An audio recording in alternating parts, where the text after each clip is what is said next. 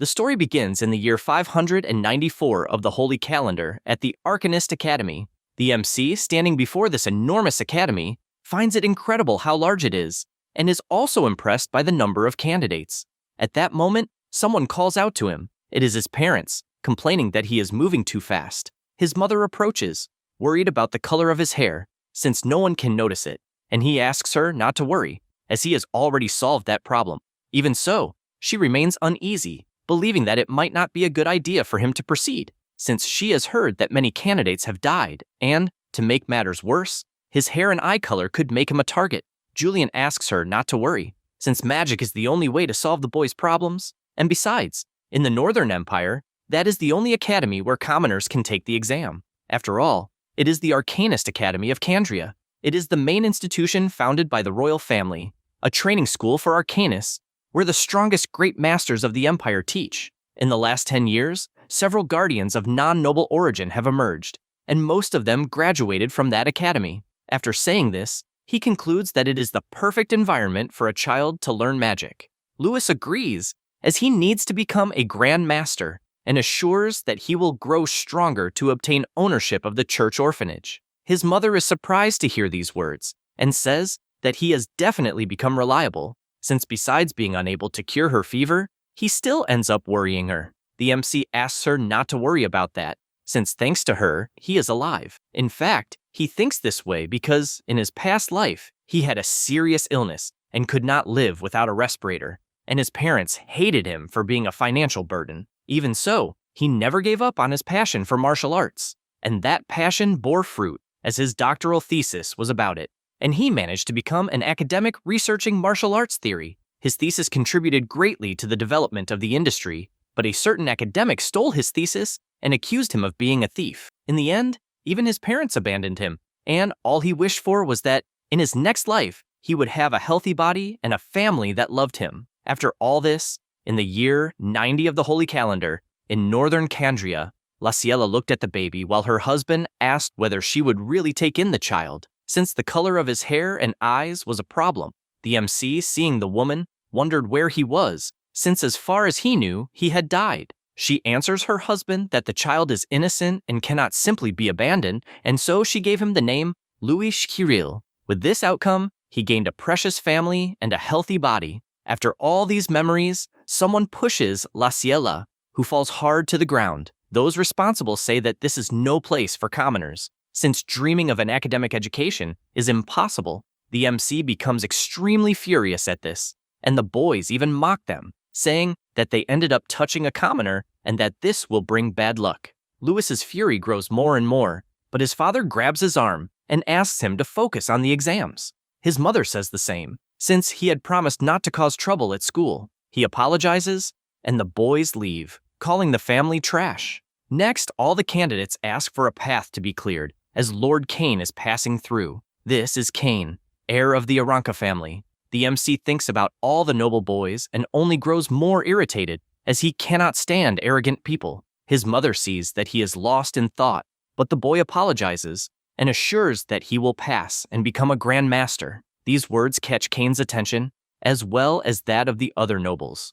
Louis heads toward the academy, vowing to become stronger and also protect what is precious to him. His parents ask whether the boy will really be fine, since there are 20,000 candidates and only 20 to 30 will be approved. He admits that their son is more stubborn than anyone else, but when he decides to do something, he will move forward without caring about what others think. After the MC arrives at the location, he realizes that everyone is older than him. Suddenly, someone appears flying, announcing that the academy admission will begin. This is Aurorian Smith, the academy director. Everyone is surprised, since the man is a Grand Master and will personally administer the test. Meanwhile, the MC thinks about the levels of martial artists in that world, starting with apprentice, fighter, master, grandmaster, sage, and lastly, saint. Lewis knows that a grandmaster is the third from the top and is a privileged class in the world. The director explains that the first test is to climb the stairs guarded by veterans, and the first passes of the exam are obtained through them. Basically, there are 1,000 in total, and only those who obtain one will be able to participate in the next test. He finishes by saying that when the passes run out, the exam ends, and orders everyone to begin.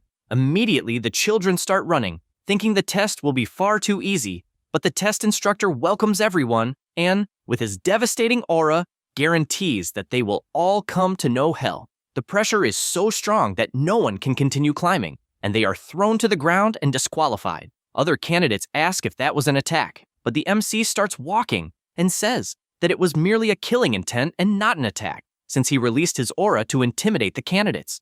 In other words, he says that anyone with a weak will would faint from fear. Sheath confirms this and warns that there are many talented people and that there is no place for commoners. The MC stares back, and the irritated boy releases even more power, guaranteeing that the MC will kneel before him. This power makes everyone feel suffocated, to the point where they think they are going to die. Lewis observes all of this and asks if that is all he can do with the aura he possesses. This makes him reflect that he trained extensively, facing various monsters every day, and in front of him, he sees the boy as if he were a goblin. He smiles, knowing that something like that will not work, and advances up the entire staircase, heading straight against the devastating aura before him, since all he wants is to show the nobles what true killing intent is. He advances with all the power he has, to the point of frightening the other candidates, as well as Sheath, who is startled when he sees the MC's fist in front of him, stopping just centimeters from his face. The candidates cannot understand how Lewis faced that devastating aura and still managed to throw a punch at a veteran. The MC continues walking and goes to the board to take his pass. However, Sheath turns around furiously and moves to attack, but Lewis notices and counterattacks, with the two of them colliding fists. The veteran cannot believe how a commoner blocked his strike without magic. At that moment, the director appears and announces that the MC passed the first test. Sheath comments that the boy is just a commoner, but Aurorian makes it clear that the Academy treats everyone equally, since they are all humans in the face of monsters. The boy apologizes, acknowledging that the director is right.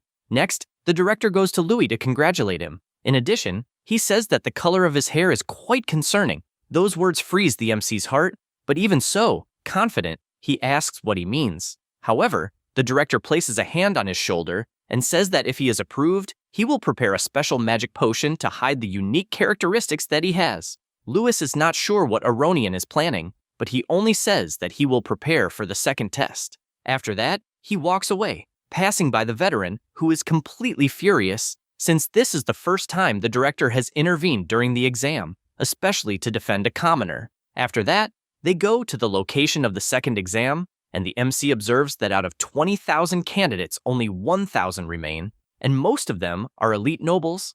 Once again, the troublemakers bump into Lewis, and one of them even says that next time, no one will help him. His accomplice reinforces that if it were not for the director, he would have been disqualified. The MC sighs and calls him a complete idiot, since the Grand Master has better judgment than they do. Max takes the bait and asks if he wants to be knocked out.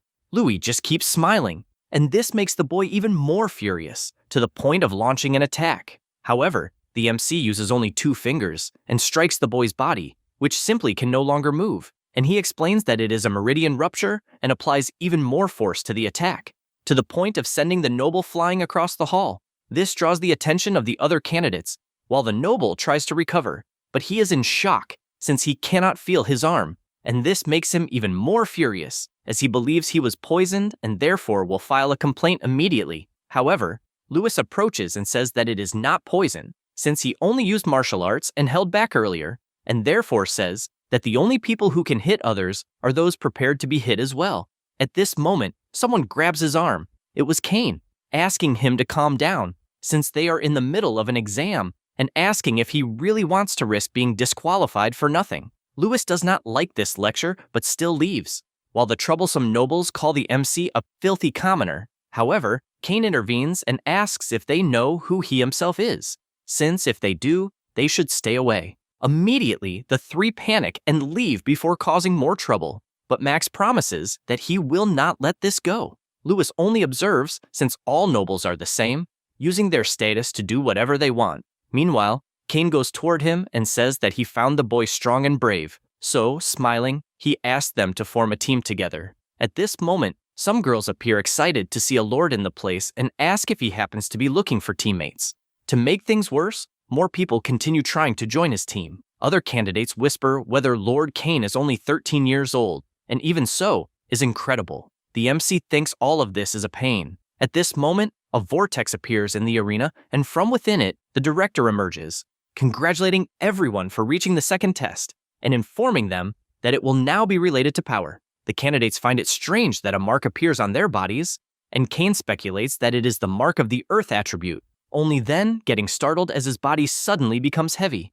Oronian announces that the second exam will be under the influence of Earth magic and that the fight will take place on the stage. The candidates do not understand how the hell their bodies are so heavy and point forward, since they are seeing a candidate walking normally, meaning he did not receive the magic on his body. At first, Cain does not understand what is going on until he looks to the side in shock, since someone is walking normally even with the heavy body. It was the MC walking toward the director. Oronian once again congratulates him for finishing in first place, and people cannot believe how someone managed to walk normally under such intense pressure on the body. Cain does not hide his surprise, since he received master-level training for 3 years, and, even so, is having difficulty standing. The director announces that the candidates who remain standing will be able to participate in the next test. He uses his magic toward the weapons and throws one of the swords into Louis's hand. All the other candidates also pick up a sword, but they have great difficulty because of the weight. The director asks everyone to get ready and snaps his fingers,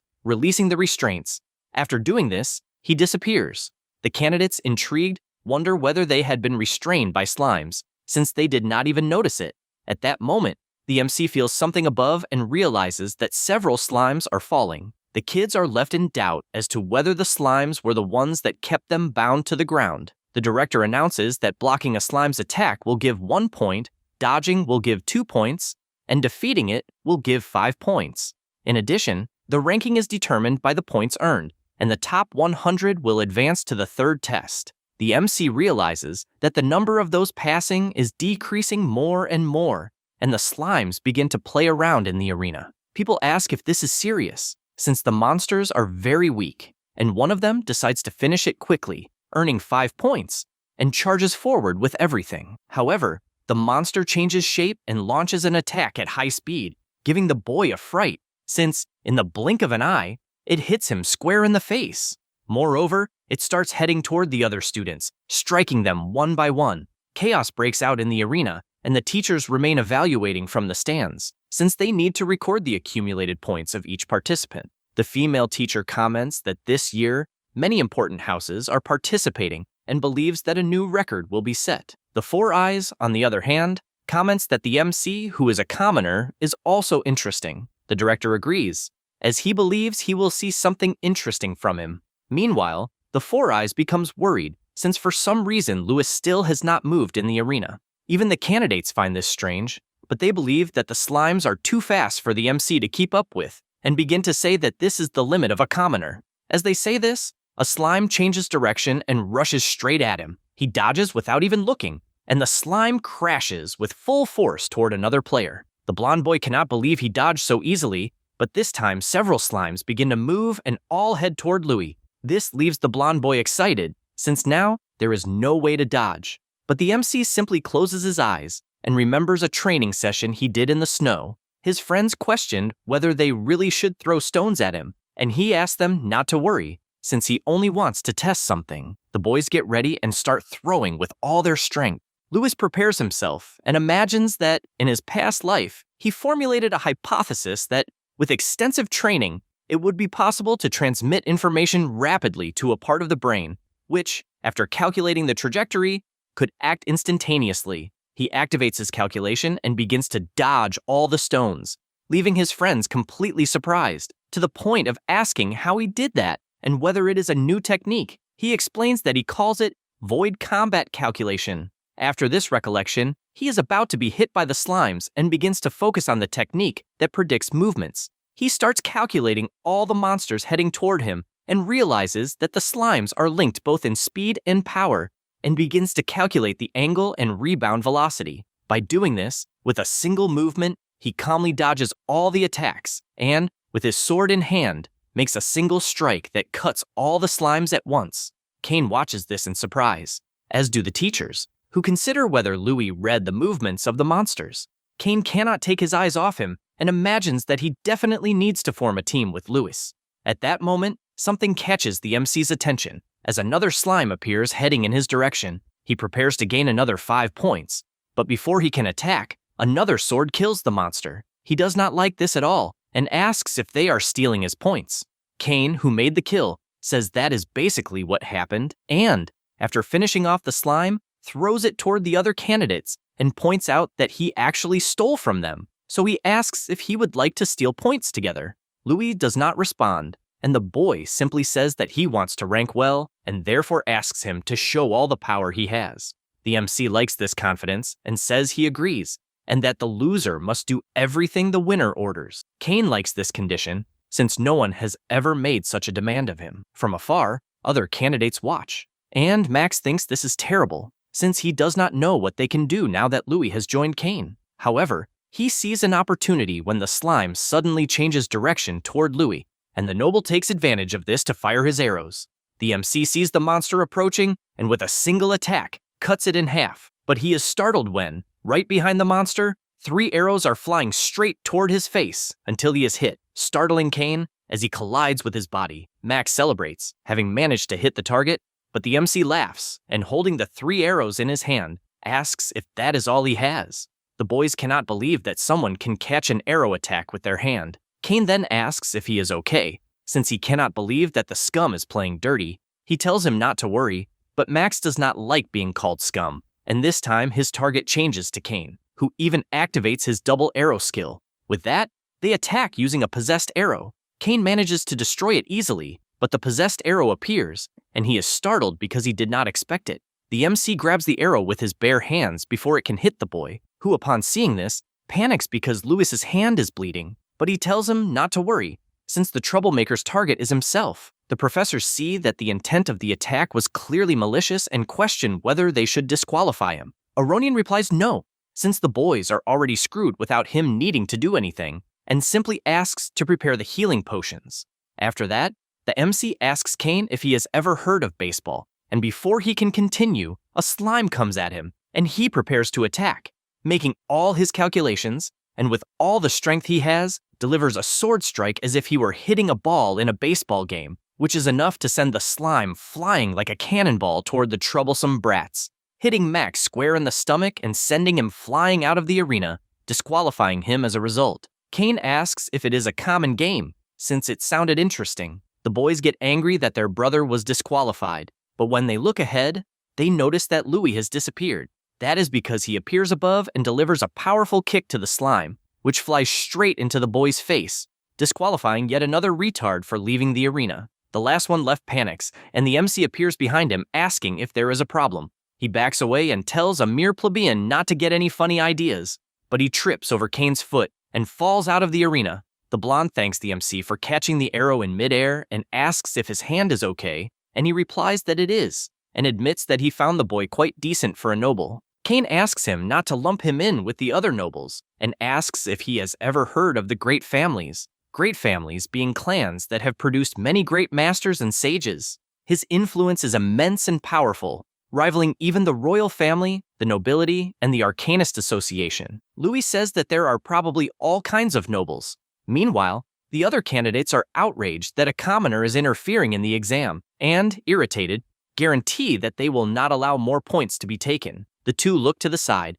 and see the boys running in their direction. The candidates pretend that Lord Cain is being attacked by the MC, and everyone runs toward them asking to take down the commoner. The MC asks them to be careful, since it has turned into a street fight, but Cain asks him not to worry, since this time he will not lower his guard. Faye observes that things are getting interesting and advances, calling her friend, since she wants to make the despicable nobles regret it. The MC continues dodging the slimes and realizes that there are too many people getting in the way, and that if he scores more points, things will become problematic.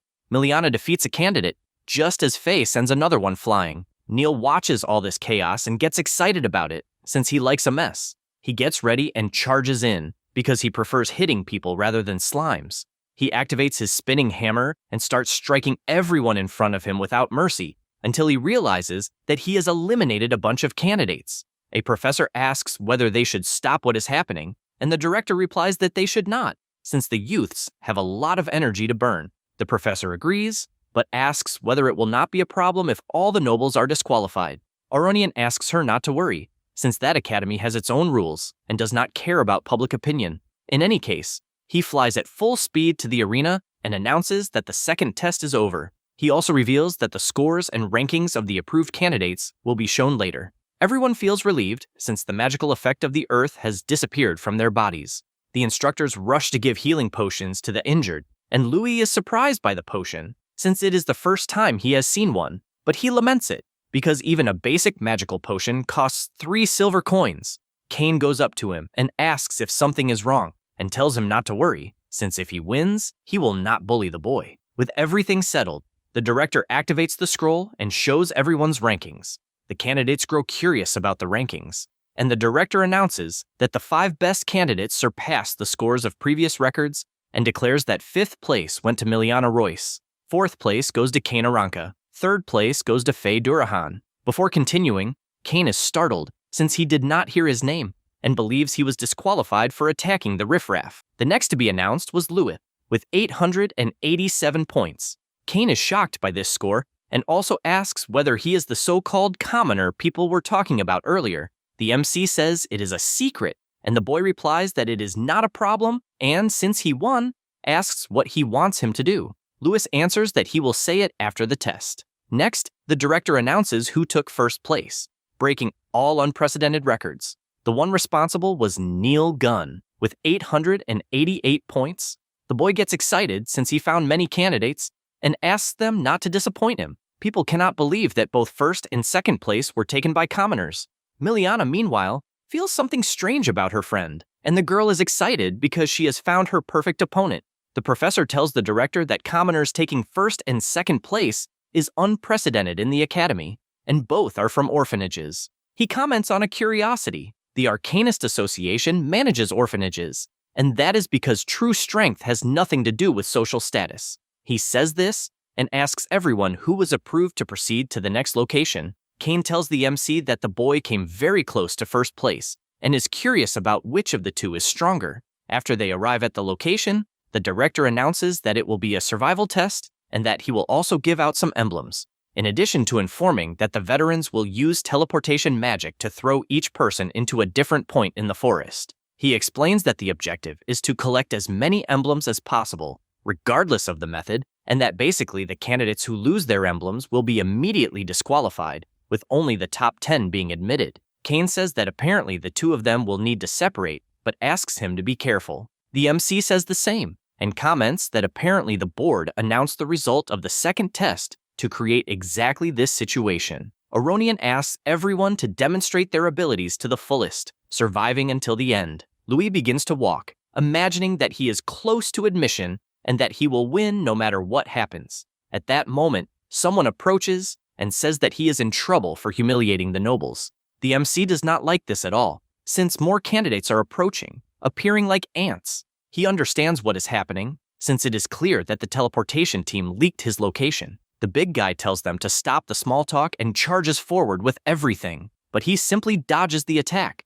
The other nobles also attack from behind, but he dodges as well, until he feels a strange sensation and defends against an attack that almost hit him. He does not understand what the hell that was, but he has no time to think, since the kids do not give him any peace at all. And once again, that strange blow comes toward him, and he blocks it in surprise, since it is not a common attack. One of the boys prepares himself and tries to strike, asking if he is surprised by the wind of arrows flying at him, since a commoner cannot even use magic. But he gets irritated because he cannot land a single hit. Louis begins to get irritated, since he is not managing to calculate magical trajectories, and decides that it is time to change strategy. He will use the send-no-send counterattack before receiving another attack, which basically uses the enemy's power against them. The noble tells them to lower their heads, and everyone advances at the same time. The MC realizes that it is the perfect moment and also advances.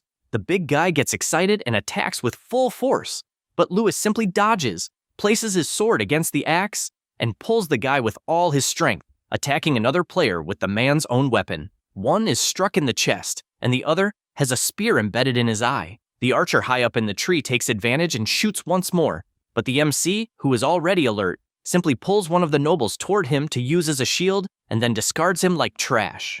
Next, he grabs the spear and throws it with full force, hitting the tree dead center. Then, with his absurd speed, he strikes all the nobles in an instant, defeating them and taking all the emblems. The man becomes extremely furious and orders the archer in the tree to attack with full force using magic. But the boy simply falls from the tree, and Cain appears, saying that it is a pity, since he will no longer be able to use magic. The nobles begin to tremble with fear, not understanding why the hell a lord is in that place. He asks not to be underestimated, since mere nobles are nothing. This drives the boy into total fury, guaranteeing that he will finish off the two of them. But because of his talking, he is hit squarely by the crossbow. The MC says that he is relieved to see Cain well, and the boy replies that it is no problem, since the kids were nothing more than low-level nobles, and he even hands over the emblem of the guy with the arrow. Then, she asks if he needs help, since the nobles kept bothering him. The MC replies that no,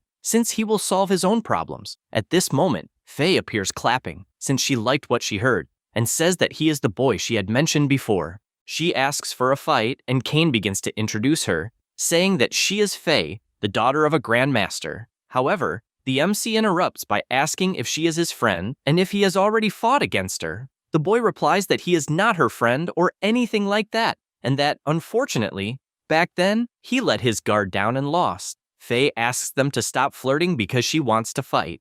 Cain says that she can use magic since she is at the apprentice level, and because of that, he believes it is better to ignore her to collect the emblems. She gets irritated by this, as it gives the impression that he wants to run away from a fight.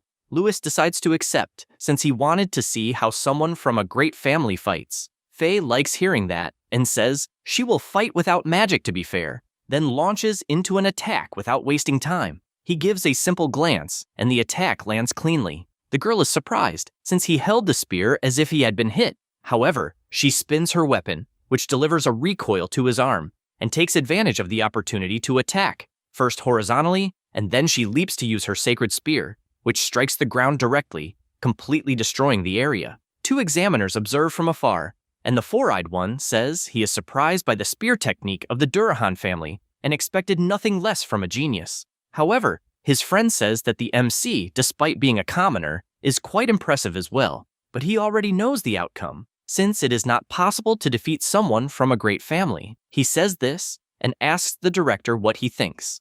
Aronian says that he likes the MC, but knows that it is not possible to defeat Faye. The examiner is intrigued as to why not, and before he can say anything, something draws his attention to the battle.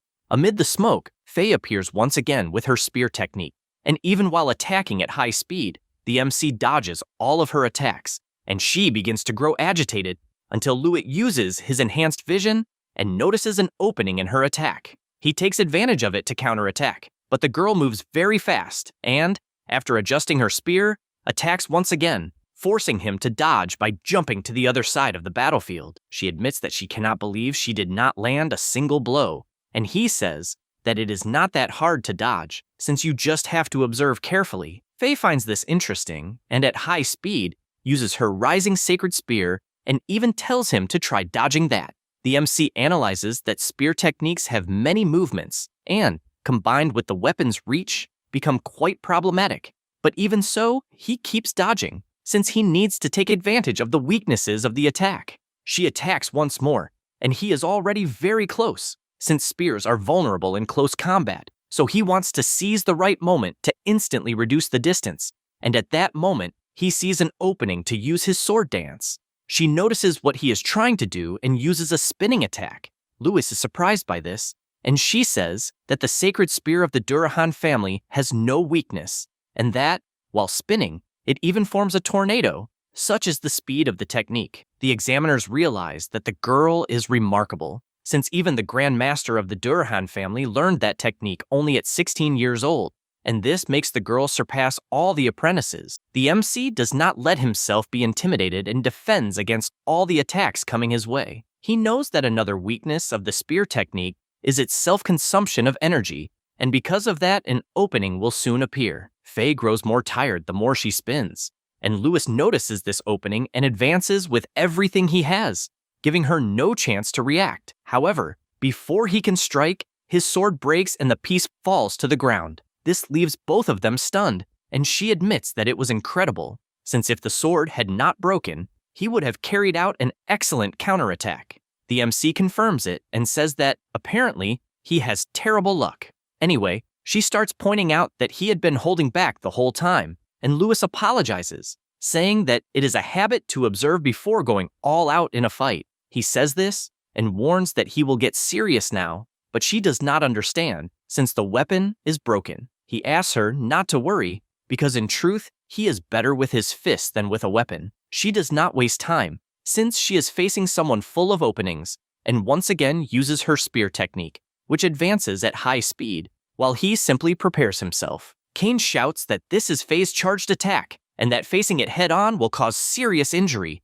He prepares all his movements and calmly uses them toward the spear technique, confronting the blow head-on, and after letting out a shout, he grabs the spear with his hand. This leaves the girl speechless, since something like that is impossible. The instructors do not understand what the MC did to manage to block it, since the spear attack should have had a penetrating effect. Faye, irritated that her attack was blocked, shouts that it is not over yet, kicks her spear into the air, and when she catches it again, tells him to prepare for what is coming next. The MC soon realizes that several clones of the girl appear, moving at high speed and attacking at the same time. He finds this interesting, and once again uses his technique, moving his fists at a colossal speed that blocks all the spear attacks coming toward him, changing their trajectories in all directions. The girl does not understand what is happening, and the director, watching from afar, says that apparently Lewis is stopping the rotation of the spear with a special technique, but admits that he has never seen anything like it, and that it is surprising. After the MC defends all the attacks, he lands a solid blow to her abdomen, sending the girl flying as if she were a potato. She becomes furious at this, but asks what strange technique he used. He replies that it is a type of martial arts defense that combines a spin with the movement of the spear to cancel the rotation. She is confused by this explanation, but Louis simply advances, since she will not understand anyway. Faye is startled, but decides to attack regardless. The MC dodges, but she spins her spear, since she knew he would do that. Lewis keeps dodging so fast that Cain becomes confused, wondering if he might be seeing an optical illusion, since the movement he is witnessing is like that of a butterfly. The girl grows increasingly stressed because her target is right in front of her, and yet she cannot hit him. The MC merely reflects that this is an elegant step created by a boxer, moving back and forth like a butterfly. It is a light movement with a rhythm that is hard to follow, and in the blink of an eye, he closes the distance and lands another punch that breaks the girl's spear and sends her flying without any chance to react. Cain cannot believe that Faye was crushed, just like the director, who admits that it was an unexpected result. The four-eyed man admits that it is a battle without magic, but even so, there are not many who can defeat Faye, and he deduces that the MC must be a genius in hand-to-hand combat. Faye gets up saying that she is from the Durahan family and that therefore it is not over yet, and with a completely new stance, she warns that she cannot lose like this. Lewis notices that she abandoned the spear and imagines that it is a martial art based on striking techniques. She advances without fear, and both prepare their hand-to-hand techniques. She shouts as she uses the crushing punch, striking with full power and making the MC jump in surprise, since the blow was very similar to the inch power. He says it was a cool technique, but she does not waste time and uses Crushing Punch 3. He prepares to use his boxing, and the two begin exchanging punches with their techniques. Lewis becomes increasingly excited, since he is fighting a strong opponent with all his will. His heart starts beating harder, to the point that Lewis emerges with a completely terrifying aura, leaving the girl in shock, as if she were seeing a demon about to devour her. This makes her body freeze in fear, and, because of that, she takes the punch head-on, which, despite blocking it, is completely useless, since she is sent flying badly injured. Even the director is startled upon sensing that aura. Faye is hurled with full force against a tree. The veterans watch this and are outraged that even Faye is being cornered by a commoner. Suddenly, Brian begins to feel intense dizziness, to the point of vomiting. He does not understand why he feels so awful, and, looking at the MC, he cannot describe the horrifying sensation he feels from that aura. Sheath complains that the plan failed, and his friend warns that they need to eliminate Louis Castille at any cost, because if the legend is true, they cannot let him live. The MC remains extremely excited, and Faye is startled when she sees him approaching so fast, but it is too late. as she receives a powerful blow that sends her flying. To make things worse, he does not stop advancing even before she hits the ground and, with his insane aura, begins to blast the ground with a barrage of punches that forces the girl to go completely on the defensive, unable to understand how someone can have so much power and speed, since he is on a completely different level and there is no way to win against that. To make matters worse, another punch, even stronger, comes toward her, and she quickly realizes that at this pace she will be killed. Because of this, she is forced to use her arcane martial skill to defend herself, and the punches of the two collide at maximum force. However, the blow is so strong that it sends her flying with such force that it destroys the trees in its path. After punching with such strength, the MC loses some of his excitement as he returns to normal and realizes that his fist is practically burned, and until then, he did not know what it was like to use magic. Cain, frightened, asks if he is okay, but Louis is actually worried about Faye, who is not near them. At this moment, the veterans appear and say that he is disqualified and has also lost his emblem. They say this and point to the MC's emblem, which is burning until it completely disappears.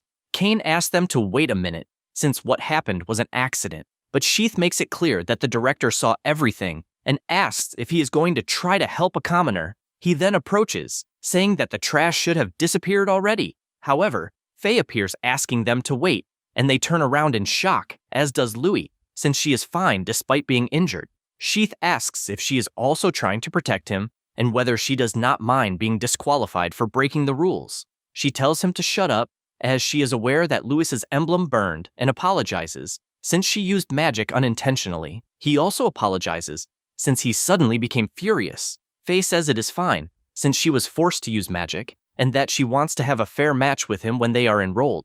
The veteran asks if this is some kind of joke, since he only has 4 emblems. She takes a cloth out of her pocket and hands it to him as a reward for defeating her. On the cloth, there are many more emblems, totaling 14 in all. In addition, she says that his emblem burned after defeating her, so that should count as a valid record. Sheath remains silent despite being angry. Faye draws Cain's attention and tells him to pay attention, otherwise he will fall behind. She kicks her spear into the air, and after catching it, says that only 10 candidates will pass, and questions what will happen if Louis ends up in 10th place after collecting 14 or more emblems. He laughs, since coincidentally, he was thinking the same thing, and the two of them run off, as they need to collect as many emblems as possible so they do not fall behind.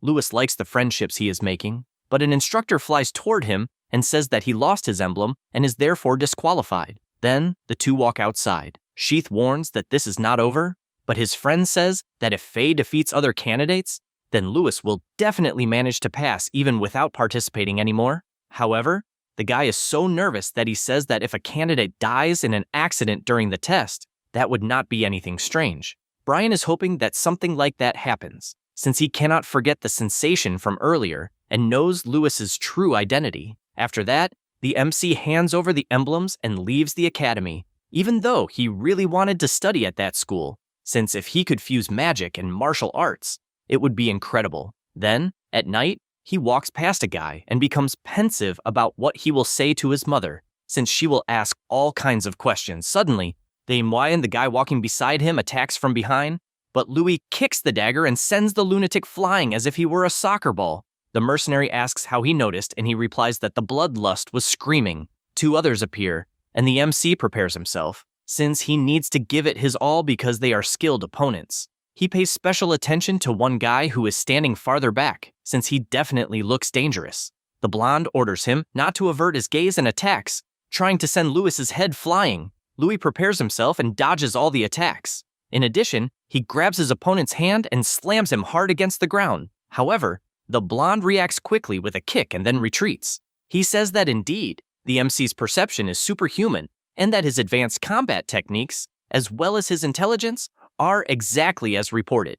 The MC does not understand what he means by that, and the blonde admits that his hand-to-hand combat rivals that of an apprentice, but wants to know about his magic. As he says this, his lackeys fire their magical arrows, catching Louis off guard to the point that he dodges by sheer luck. He realizes that he will have to face those cursed arrows of that method again, and because of that, he decides to use the breathing technique. He knows that by circulating the chi within his body, he can increase his physical strength and speed, so he prepares himself and charges forward with everything he has. The mercenaries fire wildly, but he dodges with his incredible speed, which leaves the masked man shocked, since out of nowhere, he suddenly appears right on top of them, and the blonde takes a kick so powerful that it breaks his arm. The lackeys keep firing until another mercenary appears and lands a solid kick on the MC, who, despite blocking it, feels that the blow was far too powerful. He retreats and knows that his new opponent is far too strong. No sooner does he think that, than he is surrounded once again and forced to dodge the shots without being able to make a single mistake. But suddenly, he falls to the ground. The masked man celebrates since Louis has finally gotten tired and asks if he really is a commoner, since he was far more troublesome than an ordinary apprentice. While he is saying this, the MC opens his eyes and leaps up, grabbing the crossbow, and with a precise attack snaps the lunatic's neck. He also takes advantage of having the crossbow in his hands and fires at all the mercenaries, who are struck in the chest, except for one who blocks the attack and asks if he really pretended to be dead. Louis throws a few caltrops on the ground, and the mercenary claps his hands, saying that it is impressive for someone so young. Louis asks if he does not care about the subordinates who were killed, and the mercenary replies that he does not care about what happens to trash. Louis starts shooting, and the guy easily dodges, and after approaching him, says that if it were not for the orders he received, he would love to have the MC as his disciple. After saying that, he strikes with his magic hammer, and the blow is so powerful that it sends him flying into the forest. While he is still being carried by the impact, the mercenary appears in front of him and, once again summoning his hammer, says that the power of an apprentice is nothing compared to someone of a higher class, then lands another hammer strike that makes the ground explode on impact. Even so, he does not stop and keeps attacking with everything he has until he finally decides to stop, unable to believe that Louis is still alive after taking so many blows. Louis, with multiple fractures, says that he will not die in that place, but the man says it is a pity and summons a giant hammer, since at that point, not even a goddess can save him. After saying that, he attacks with all his power, and all Louis can think is that he definitely cannot die, since he wants to master magic to protect his precious family, and he becomes angry because he wants to change his destiny, no matter the price he will pay. The red aura envelops his body once again, and he punches the hammer, which is enough to completely blow up the forest with the shockwave. The MC falls to the ground coughing, and the mercenary approaches and says it is strange, since it even feels like he is fighting someone with equal power, and he finally understands why they marked the MC as a target to be eliminated. Then, once again, he orders him to die. Before he could deliver the blow, a wind attack flies toward him, and he dodges in shock. However, several wind vortices begin to chase him, and he is frightened by this level of power, since he simply cannot dodge, and his body is struck by thousands of attacks. The MC also does not understand what is happening until the director appears beside him. Oronian says he liked seeing how he suppressed the fury he had, and also tells him to drink a magical healing potion. After that, he looks to the side and sees the mercenary finally falling to the ground. Then he asks who ordered the attack on a candidate from his academy. The man, even knowing he is facing a grandmaster, says not to think he can protect a monster and, after letting out a macabre laugh, warns that this is only the beginning, and his body explodes without leaving any traces. Oronian cannot believe the man killed himself and wonders if he is from the Assassin's Guild or if he might be overthinking it. Suddenly, the MC gets up saying he found the healing potion incredible, since even his fractured bones were completely healed. He also points out that he believes the director did not pass by that place by chance and wants to understand why he always saves him. He says they will discuss it when they finally arrive at his house, and the MC panics since he had forgotten about it, and his mother is probably extremely worried. Because of that, he runs like a madman, knowing he will be in trouble.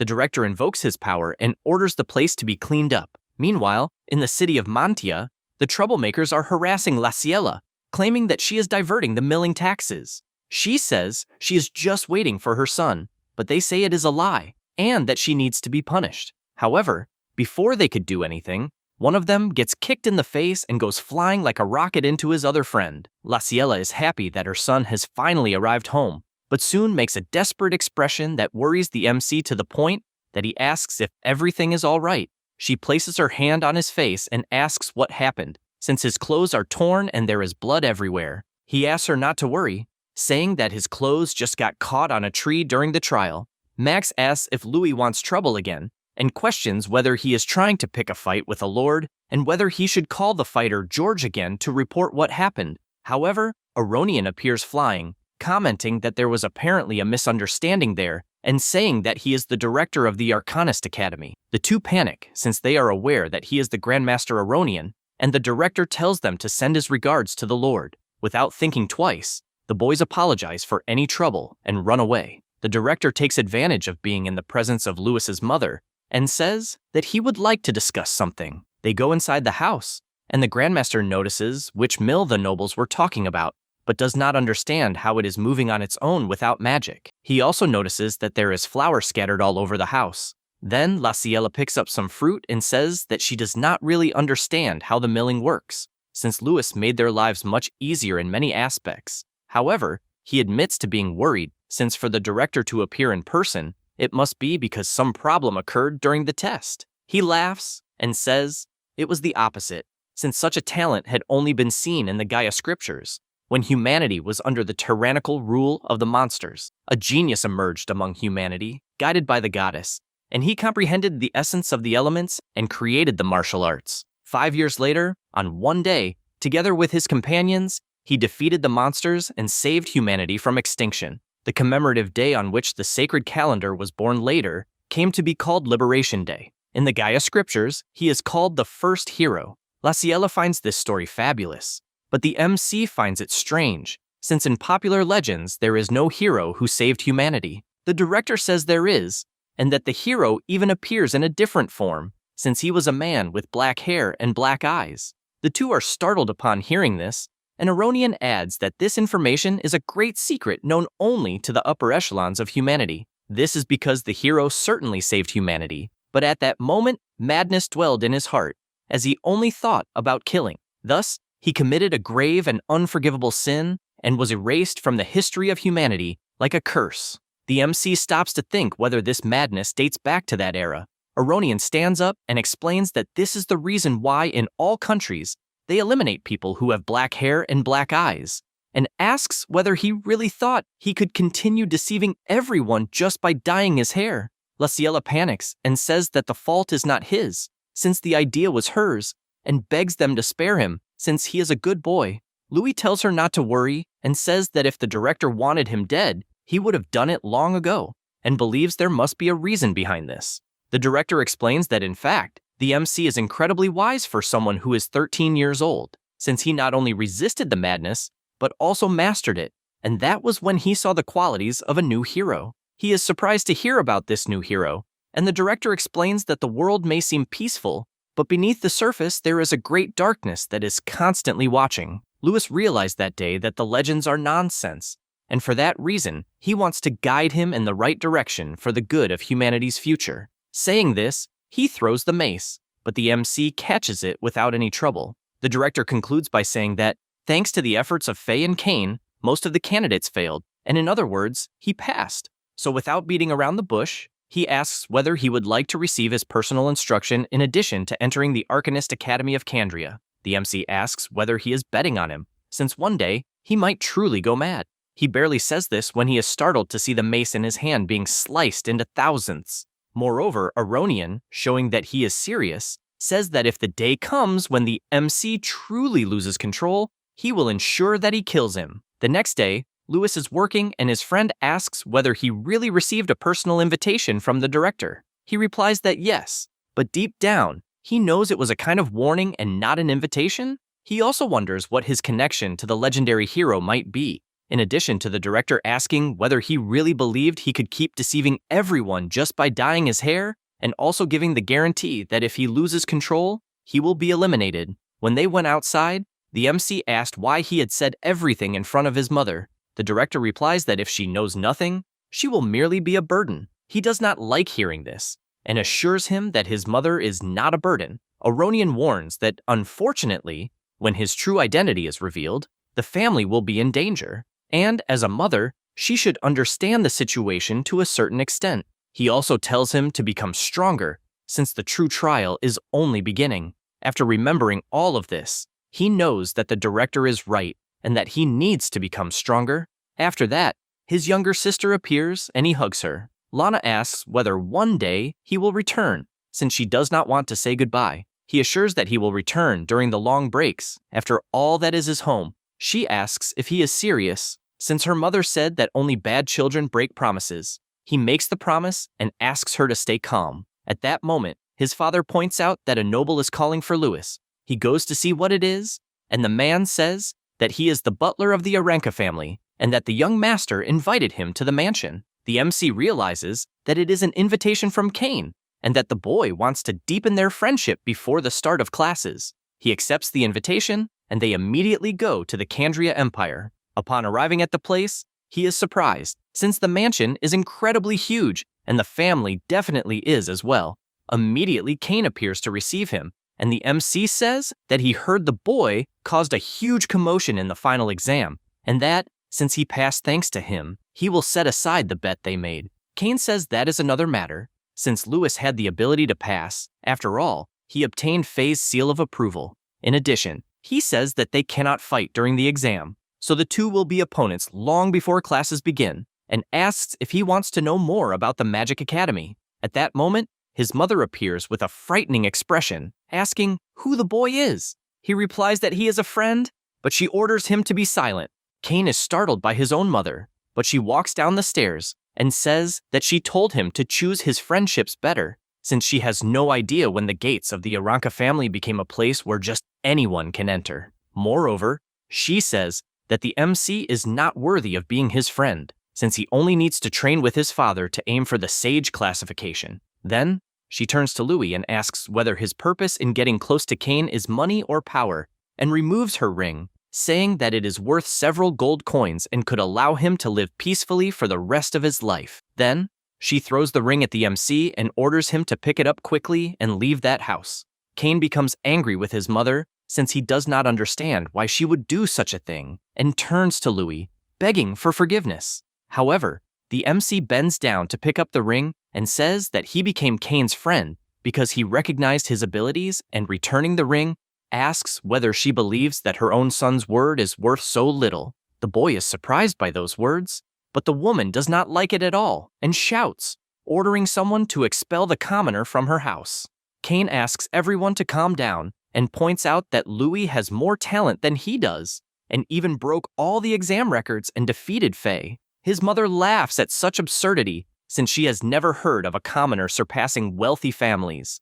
Cain says it is not a lie, but Lewis points out that if he stays close to Cain, he will be able to make him even stronger. Once again, she becomes furious at the tone of arrogance and shouts, wanting to know how much more he intends to mock the Oranka family. Suddenly, a terrifying aura appears at the door. William, who is Cain's father, asks whether the MC really said that if he stays close to Cain, he will make him stronger. Everyone turns toward him, and the space begins to turn cold with sweat, and she runs, saying that if they leave things as they are, their son will never improve. However, the man walks past her without paying attention and stands before the boys.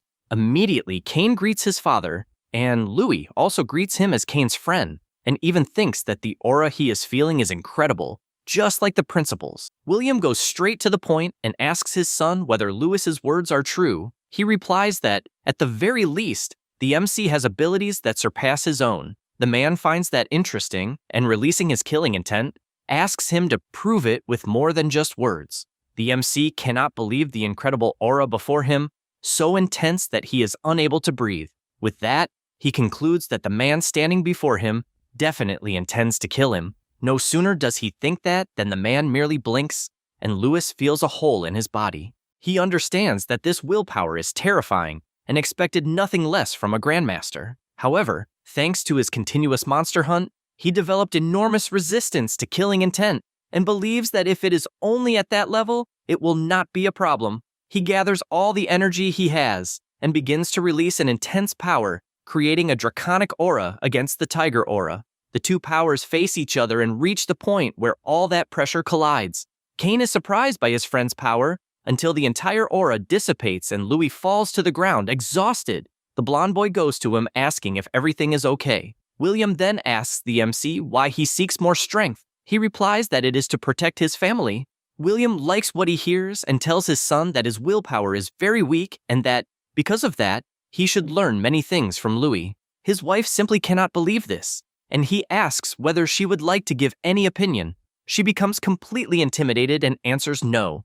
Cain sees this and asks them to go to the training field immediately. After arriving at the place, Cain apologizes once again on behalf of his parents, but Louis says that it is fine, since despite his father being extreme, nothing serious happened. Cain explains that his father is a meritocrat, and since Louis was recognized by him, he believes that Louis is much more suitable to be a child of the Oranka family than he himself is. The MC replies that his abilities were tested by William because of Cain, and that this is already a way of showing love for his son. The blonde boy becomes thoughtful about this, and remembers that he almost never left that mansion since childhood, and everything he has in mind are memories of eating, training, and sleeping. His father's wish is to raise him so that he becomes a great sage like his grandfather. Because of this, he believes that perhaps he only wanted his father to acknowledge him and sees that place as a prison, since even breathing requires permission from the guards.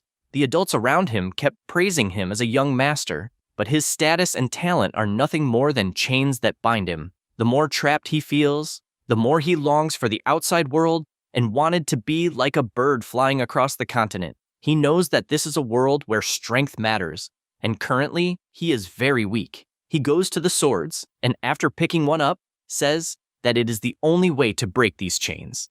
Therefore, he wants to enter the same academy his father graduated from, and, in this way, will seek permission to live freely. In short, he is counting on Louis's friendship. Louis likes hearing this, and prepares for the two of them to train. Meanwhile, William, observing from afar, asks the butler if the investigations have been finished. He replies that they have, and says that Louis is definitely not ordinary, since according to intelligence information, during the exam, the boy used mysterious combat techniques that no one had ever seen, and not only broke previous records, but also defeated Faye, who was even using magic. Another thing he discovered was that Louis is also respected by Aronian, who apparently even fought against the Assassin's Guild the night before to protect him. William thinks about this, since apparently the MC is quite a troublemaker. The butler takes the opportunity to ask why he allowed Louis to have contact with the young master. He replies that troublemakers attract danger, and when they challenge these dangers, a person ends up growing, and he firmly believes that the MC can make Cain become stronger. The blonde boy is excited about the fight, as is Louis, who asks him to use all the power he has. William comments that his son definitely has a better eye for people than he himself does. The boy charges forward with everything, using his wind ability, but the MC instantly moves and stops his punch in midair, since if it had continued, it would have hit his face head-on. He says that accelerating with magic is good, but the movements are a bit too linear. Cain admits he is surprised, since even using magic he was easily counterattacked, and he understands why Faye was unable to defeat him. However, while saying this, he notices that the MC is acting strangely and therefore asks if something is wrong. Louis draws his sword and asks if he has ever felt something strange about his fighting style. Cain replies that his techniques are secret arts passed down through his family. The MC says that, in fact, there is another path. The boy does not understand, since that would mean there is a path different from that of his father and his grandfather. Louis sheaths his sword, and taking a dagger, asks if by any chance he does not want to surprise his father. William watches from afar. The MC explains that in martial arts, speed is an absolute weapon. After all, speed does not mean only movement speed, but also includes reaction time and rapid decision-making. Thus, his natural speed combines well with support magic of the wind attribute, and grip techniques are indifferent. Therefore, he suggests that just because his grandfather mastered it does not mean that he himself can, and he even believes that the fact that his father stopped at the Grandmaster title may be exactly because of this. Louis warns that to maximize his talent, he needs to switch to a specialized combat style, and asks if he is prepared for that. Cain, holding the daggers, says not to put him in the same group as the pampered nobles, since he will do anything to become free. They continue discussing the next steps until the MC asks to show Cain's father the boy's true determination. Having said that, both rush toward William without thinking twice and use everything they have. The butler prepares to intervene, but the head of the family asks him to do nothing and begins by dodging his son's attack. Next, Louis advances and begins attacking in every possible way, since daggers are fast and maneuverable weapons, and he knows he needs to exploit their advantages by combining any combat technique possible, as he needs to exceed the opponent's reaction speed. William is surprised by this speed, but even so, he dodges all the butterfly strikes that Louis delivers. This time, Cain uses his wind magic to increase his speed and attacks together with Louis, applying even more pressure. At this moment, he himself is left speechless, since his body, together with the dagger, feels much lighter, and the sensation is like that of a free bird. He loves what he is feeling, and the fact that he can merge dagger techniques with wind magic. This draws William's attention, who is surprised to see his son's speed, but especially to hear him shout that this is his martial path. However, before being hit, he releases all his aura, which sends the boys flying back, and, irritated, asks if he is abandoning the clan's techniques to prove his own will. Even though they are intimidated, the MC shouts to accelerate, and Cain does so. They position themselves, and, with the acceleration buff, both run at extreme speed, each to one side, and apply increasing pressure with their attacks. William dodges them, but aims for his son's dagger, asking if that is all he has. And when he is close to grabbing the dagger, the blonde boy jumps back to reposition himself. His father does not like this, and shouts, calling him a coward, and therefore advances to attack. At this moment, Cain remembers Louis's words, that retreating is not a weakness, but merely a drawn-back punch. Therefore, he activates his ability once again and advances, managing to dodge the punch with his tornado and positioning himself with Louis so that both attack at the same time. Once again, William is startled since the two are completely synchronized. A few minutes earlier, the MC said that there is a baseball technique called change of pace and demonstrated the technique by attacking with his dagger. Cain tries to defend himself, but Louis simply changes the direction of the strike. He explains that it is a technique that deceives opponents by using variations in speed and that even casual movements become feints when used well, and he believes the boy can maximize this with the speed of the dagger. Both attack again, and William goes back to dodging all the blows until Cain puts into practice what he learned. But his father says the strike is far too slow. However, the strike changes direction and grazes past the side of his father's head, even managing to tear a piece of his clothing. The two find it incredible that they finally manage something and attack once more. However, William says, that is enough, and the two stop without reacting. He calls to his son, who is already completely exhausted, and before leaving, asks him not to dishonor the name of the Oranka family. Cain, completely excited, assures him that he will never do that. William then leaves and reflects on the consecutive strikes at close range. He also thinks about the new possibility of attacking while retreating, finds it very interesting, and believes that he could apparently learn a lot even from children. The MC, observing him from afar, comments that it was a good chance to train with a grandmaster, but it is already over. Cain celebrates since his father recognized him for the first time, and he is already feeling better than he has in his entire life, and for that reason, he would like to give a gift. They go to the family library, and Louis is astonished by the absurd number of books. The blonde boy arrives with a box, which is his way of showing gratitude, since he would not have found that path so quickly. The MC is startled since the box contains several scrolls, books, and a lot of money. Cain warns that they are not just academy books, but magic books that common people rarely see. He takes the books in his hands, and his friend explains what types of magic the books are about. One in particular is about magical awakening. It is a ritual in which one senses the elements through the statue of Gaia, but it is quite expensive since it costs 10 gold coins to do it. The MC cannot come to terms with the absurd amount since he has many expenses both at the orphanage and at the academy. Cain asks him not to worry, since it is free if done through the academy. He also says that he will obtain credits that he will use to pay rent or buy books, and, in any case, asks him to accept his gift and consider that the bet they made earlier is settled. Louis says he sees no problem and remembers when he talked with Julian about how magical pharmacists earn very well, and he wonders if the books are related to that. Only then does he get an idea, since if he invents things using the knowledge from his past life, he could make money quickly. Therefore, he asks the boy if his family happens to have connections with the Merchants Guild. Cain questions this sudden question, but he simply says that it is a secret and that he will find out eventually. 1 week later, the entrance ceremony of the Arcanist Academy arrives. The MC is happy since the day has finally come. A girl passes by his side and wonders if the scent she smelled is the new fashionable cologne, and by the price, She believes the MC's parents must be at least counts. For that reason, she gets his attention, introduces herself, and asks if he would like her to show him around the academy. Lewis asks if she is serious, since it would help a lot, and also introduces himself. Rose uses her charm and asks him to follow her, but deep down,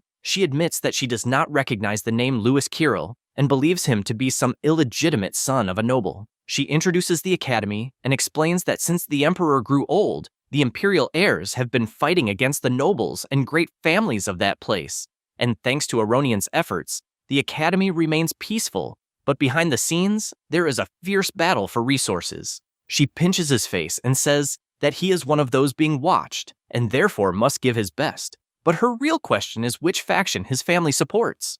At that moment, someone approaches, commenting that the person there is probably Louis, the plebeian freshman who broke all records. The one who says, "This is the veteran Brian," who also introduces himself. The girl is startled, since he definitely smelled of expensive perfume, and she leaves angrily, saying that she only wasted her time. MC also introduces himself, and the boy asks him not to mind Rose, and explains that the academy is basically a miniature version of the Empire, and that there are people like them. At that moment, Cain appears calling for Louis, and Brian soon withdraws, saying that he needs to greet the new students.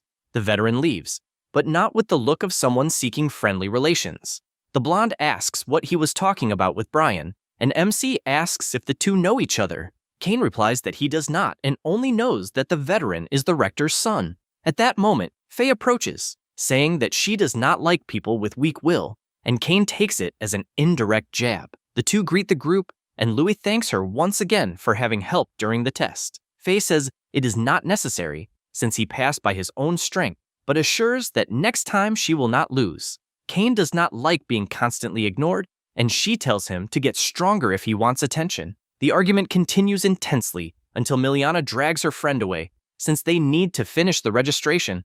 At that moment, Cain takes the opportunity to hand over a huge sack of gold and says that it is his share, since he followed the instructions when they went to the trading company in the village of Berna. Cain was intrigued by the potion, which was MC's so-called secret, and MC explains that it is a new perfume he invented, and the subtle aroma sets it apart from common ones. Cain admits that the smell is very good, but does not know if it will be profitable. Returning to the present, he says that he did not imagine it would be so expensive, and even wants to give some to his mother. MC asks to keep this secret between them, and they go to the reception. The examiner hands the credit card to Louis and asks him to become a master as quickly as possible. People begin to gossip about whether the person in front of them is the plebeian who entered the academy, thanks to Cain and Faye, and think it is a disgrace to allow something like that. And from what they heard, Sheath was exposed because of him as well. MC becomes intrigued upon hearing this and asks if Sheath was really expelled. Cain explains that this veteran was the one who hired the Assassin's Guild to eliminate him, and when the director found out, he expelled him on the spot. Lewis finally understands what happened, but his friend gives a warning that Sheath has an older brother at the academy named Jess and believes that the boy will want to cause trouble. The madman passes by staring at the two. After that, in the main hall, the director welcomes everyone and asks them to be proud of having reached where they are. He also warns that this is only the beginning of becoming truly powerful. He then says that the freshman's representative, Neil Gunn, will go up on stage next to give a speech, and the boy does so, but leaves everyone horrified, not understanding what is happening, just like the examiners, who question whether the so-called fire hair is an idiot because Neil is completely naked, ordering all the idiots to listen, since his goal is to defeat each and every one of them until they piss themselves in fear. The students shout, asking who the bastard thinks he is, since he cannot act high and mighty just because he came in first in the second test, and he shouts back, telling everyone to shut up. The professor sees all of this and already feels that it will be a problematic year. Neil, excited, prepares his axe and throws it toward all the students until it embeds itself in the ground. Standing in front of the MC, he jumps onto the tip of the axe and announces that his main target is Lewis, and asks the two of them to fight. Cain steps in front, warning that the entrance ceremony is still taking place.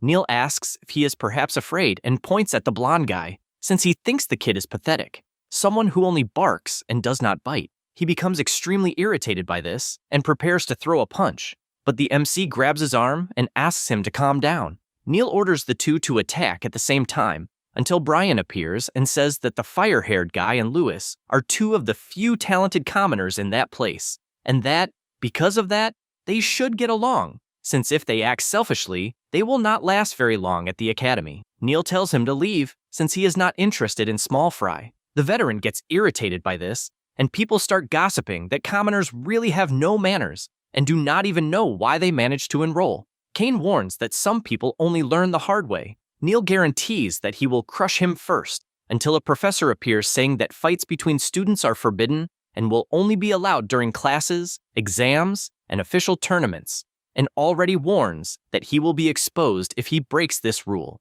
After saying that, he asks if he understood perfectly what was said. The fire-haired guy realizes the predicament he could get into and starts laughing, since being exposed would be a problem, and leaves, saying that they can fight another time, but tells Louis to wait for it. With everything resolved, the professor says that the ceremonies have concluded and that classes will begin the next day. The MC wonders why the hell Neil started a fight out of nowhere. Cain comments that it is all the muscular guy's fault, but Faye hits him on the head, since they were one step away from being expelled, but reveals that she also has some blame, since during the final test, she ended up fighting Neil and, due to the time limit, the match ended in a draw, and because the guy heard the rumors that she lost to Lewis, he created this obsession. After saying that, she says she would feel guilty if he were expelled because of her. The MC asks her not to worry, since she is not to blame for anything, but Cain drags him outside, since, from the looks of it, they are already hated enough in that place. They go to the shop at the academy, and Lewis is shocked by how expensive things are. The attendant says they are not, and shows a pillow that costs 30 silver coins, as well as another one stuffed with magical herbs that costs only 5 gold coins. Cain tells him not to worry, since he has money and credit and needs to buy the basic things. Lewis says he wants the new life kit, which is the cheapest of all, for 100 silver coins. He feels relieved, since he earned money from the perfumes earlier and will send the rest to the orphanage. He also knows that magical potions are essential for training, and because of that, he needs to find more ways to earn money. Faye calls her friend to go to the dormitory and asks if the magical awakening ritual will be the next day. He notices how much money the girls have and becomes even more motivated to work hard to earn a lot of money.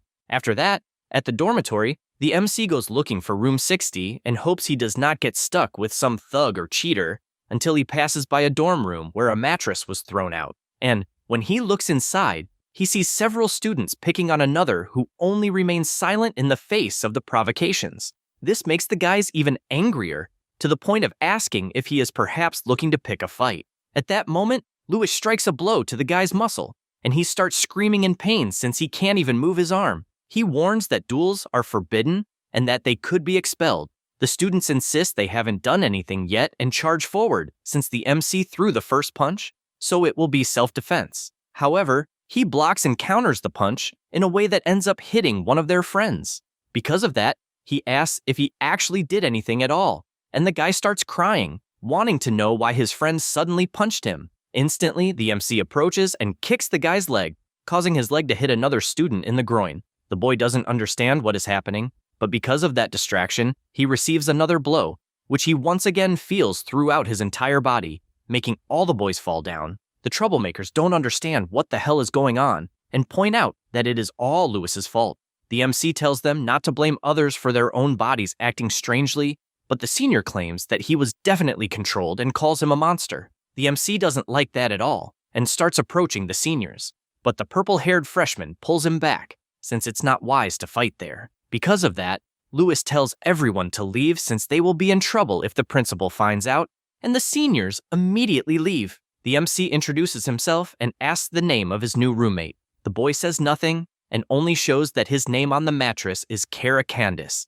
But after doing so, he walks past and leaves Louis alone. He realizes that apparently the boy is very shy and definitely suffered bullying, and all he hopes is that the next day nothing bad happens during the ritual. However, still at night, 2 suspicious people are sabotaging something. The next day at the Temple of the Arcanist Academy, the MC is surprised since he is standing before the goddess of that world. The professor tells them to contemplate the great goddess Gaia. Long ago, the goddess created a world where humans and monsters could coexist, but over time, the monsters began to exert their overwhelming natural power. Dragons ruled the skies, behemoths ruled the land, and krakens ruled the sea, and countless humans perished in the chaos. The goddess became deeply angered by this, so she granted her blessing to humans who did not possess magical power. Thus, humanity began to understand the essence of water, earth, wind, and fire. From then on, martial arts were created, and after difficult battles, they escaped annihilation. The professor announces that at that moment, the students will receive the goddess's blessing and awaken the true nature of that world. The MC reflects that until that moment, there had been no mention of the first hero. Suddenly, the professor approaches him and calls both him and Kara to go to the other side. He shows them the circuits where they must sit, since if they have magical talent, they will be able to feel the elements. But he warns that if they are trash, they won't be able to feel anything and assures them that the academy does not need them. The professor announces that the ritual will begin shortly, and Louis watches without understanding whether the professor hates him or something like that. The professor continues all his explanations about the goddess and magic, until, sometime later, he activates the magical prayer circles, and all the elements are activated by the statue of the goddess Gaia herself, who opens her eyes and emits an intense glow, leaving the students frightened since she simply appears as if she were a hologram. They ask if what they are seeing are the elements, and each one is struck by a different element, such as fire and water. Neil's aura becomes extremely intense, and the students cannot believe that a commoner received two attributes, earth and fire, and they do not understand how the guy can control magic so easily. The boy is indeed excited and assures that whatever element he received, he will find a way to control it at maximum power. He looks in Lewis's direction and says that someone who cannot awaken could never be his rival, and therefore asks the boy not to disappoint him. The students start gossiping that apparently the MC did not awaken any element, and he becomes worried since he is unable to feel anything and considers that maybe it is because he is not originally from that world. However, in his fight against Cain, he is certain that he could vaguely feel a strange power, but at that moment, it is as if his mind is being suffocated. He becomes furious because he wants to leave his willpower recorded, and with all his fury, he shatters the shackles of his mind, creating a gigantic mental explosion that draws everyone's attention. He is puzzled since he is seeing 4 colors of light and does not know what they are. The professor, looking at him, is in disbelief, as he created a magic circle to separate the mind and does not understand what happened. Louis sees a ball of energy flying, but when he tries to touch it, he cannot. He does not understand, since he can feel its presence but cannot touch it, and he tries at all costs but fails. The professor observes this and finds it amusing, since merely escaping mental isolation on one's own is not permission to awaken. After all, the special magic circle blocks the flow between spirit and element, and a magic item that weakens the connection between people and elements is something impossible to overcome. Still looking at Louis, he warns that he should blame himself for making so many enemies, and that, since he accepted the small gift he received, he cannot give up until the ritual ends. Night falls and the students begin to leave, but the MC and Kara have still made no progress. He continues trying to concentrate until Kara suddenly stops and points toward the ground, saying it is a trap. Louis does not like this at all, so he stands up and throws a punch that completely destroys the floor. He is also startled since a strange crystal was underneath it.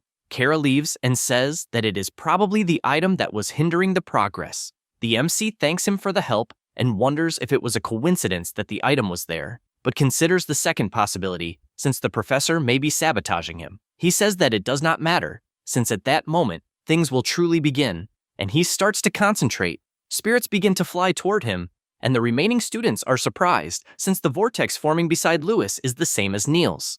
The professor is outraged, unable to understand how the MC woke up, since not even a master should be capable of breaking the orb's confinement circle. Suddenly, he is startled when someone places a hand on his shoulder, and he sees that it is the director, who heads toward Louis. People become intrigued as to why Aronian is present, and whether there is some secret involving the commoner. In contrast, the professor grows irritated, since the director appeared at the worst possible moment, and his plan was almost exposed. He takes the opportunity to go outside and tells Jess that the MC failed, and that, since he does not want any more trouble, he should stay away for a while. The boy says that it is fine and remains watching. Back in the hall, the director asks his summon to keep an eye on the movements around them, and explains that, as for completely removing the obstacles, everything now depends on Louis. The MC continues concentrating until he notices the elements Cain talked about so much. He remembers that in the library, his friend explained that the elements are the foundations of the world created by the goddess. The MC questions why humans need to awaken first, since monsters can use magic from birth. Cain replies that the explanation is simple, because monsters have magical crystals inside them. These crystals contain various elemental powers, so monsters have high affinity from birth and can use magic through the magical crystals. Humans, on the other hand, must perform the awakening ritual, and only afterward will be recognized by an element. Cain explains that one must awaken an element with good compatibility, since once recognized by the element, all that remains is to train the mind and body. Louis watches the crystal after the explanation, and his friend concludes by saying that everything in that world is made of the goddess's elements. He observes the blue element and believes that perhaps water is compatible. He tries to touch the orb and, at first, imagines several mermaids, but he also visualizes a demonic kraken, and that aura paralyzes his body, causing him to start losing control. The blue element begins to clash with the aura inside him, and the elements combine. However, the director, who is observing, becomes worried, since what is happening is bad, as Louis is losing control. Because of this, he activates the goddess's barrier and, with the help of the statue, creates a protective cube around the MC, who continues to lose more and more control. The students who remain in the hall try to understand what powerful magical pressure that is, and do not understand why the director sealed the boy away, since they cannot see anything. Aronian shouts for Louis not to let himself be influenced by the environment, and that voice echoes strongly in his mind until he gradually recovers and gains full control of his body. He feels relieved since it was a close call, but he is puzzled by the elements beside him as they are different, and he takes them in his hand and tries to understand what it means until the orb leaps and reveals that he has obtained all 4 elements. The outer aura dissipates, and the director feels that he can now undo the protective cube. But the intensity of the vortex that erupts upon awakening a skill is far too intense, displaying all possible colors.